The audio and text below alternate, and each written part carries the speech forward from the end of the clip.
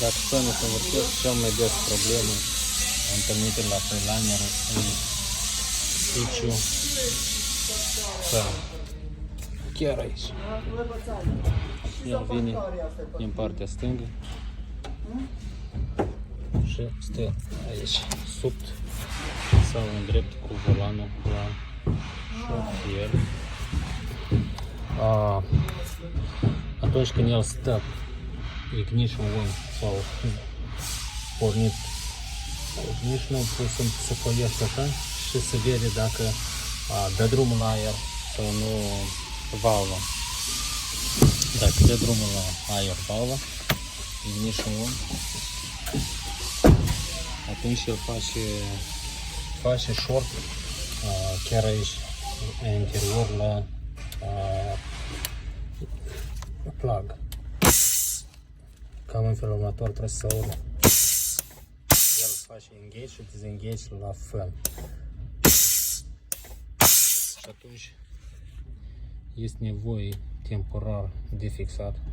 Dacă atunci când foiești se aude așa chestii, faci engage și disengage temporar. E oricare șurubien sau un ac și strângi pinurile.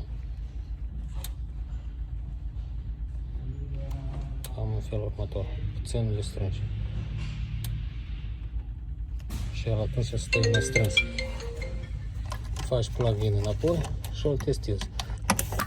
Le-ai pus înapoi și îl hățâni. Dacă nu, îl foiești. Dacă nu faci engage disengage și atunci problema e rezolvată. Dar dacă este totuși le-ai pus înapoi și el totuși nu faci nimic, adică nu faci nici engage disengage, atunci poate fi în sine el problema și trebuie schimbat de la delay. Ca să-l schimbi, eliberezi tot aerul din sistemul temporar, adică pe drum. Pe următor se eliberează aerul din sistemul.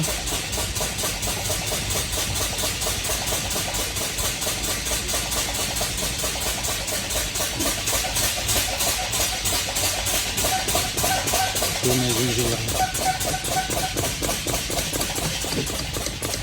nu este nimic, după ce nu se simte nimic pedal, se apasă, fiecare se apasă în interior și se ține de plasticul ăsta. Plasticul ăsta se apasă și se ține și respectiv line-ul îl trage în afară. După ce l-ai tras, pur și simplu poți să-l conectezi pe altul nou alături, fără ca să-l pui aici. Ca temporar se rezolvă întrebarea. Și îl deconectezi line-ul sus. E conectat culoare la culoare, ori line-ul de jos, line-ul sus. Ai pus plug-ul și atât temporar poți să rezolvi întrebarea. Fără ca să deconectezi de aici, pur și simplu schimbi numai valva în sine. Dacă ai schimbat valva în sine, ai conectat, ai pornit tracul, după o minută, 2 sau 3 după ce și acumulează aer, fânul trebuie să se oprească de lucru. El trebuie să se audă că e tot în regulă. Și cam asta temporar poți să rezolvi întrebarea cu fânul.